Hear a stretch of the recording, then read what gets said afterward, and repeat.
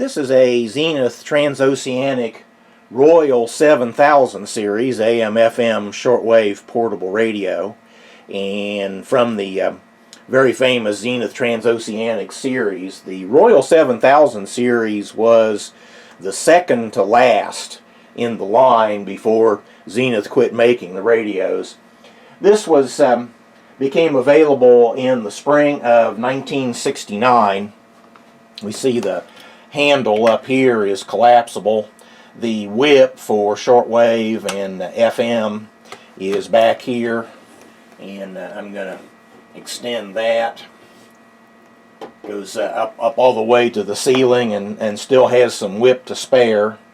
The top part of it flips up like this, and we see a world map with an adjustment to where you can compare time zones. And then the bottom comes out. Any logs or charts or anything would fit here, and then we also have a rotating compass. I have this set on the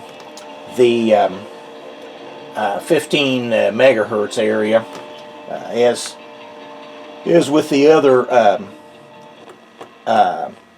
transistorized Trans-Oceanics. The band switch is over here.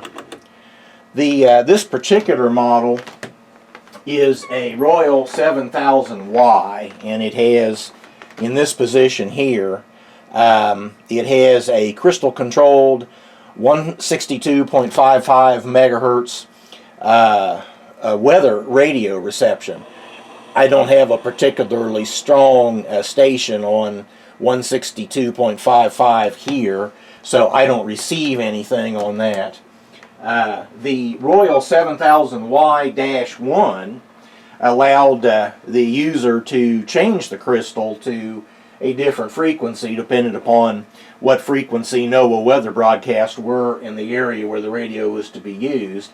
And then the Royal D7000Y actually had a tunable weather band, so you could tune around and select your station depending upon where the radio happened to be at the time. So I have Radio Havana, Cuba here at the present time. Quite a few controls here. Volume, there's a BFO control for reception of single sideband NCW. There's an RF gain control on this particular radio. Very nice tone control. This switch here can be used to allow the meter to give you a reading of the strength of your battery.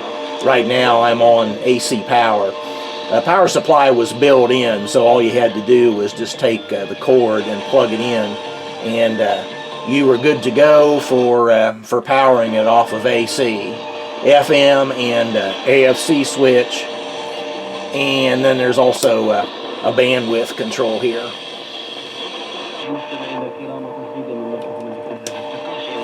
This meter here doubles as a tuning meter in that you can use it to help you tune in a station.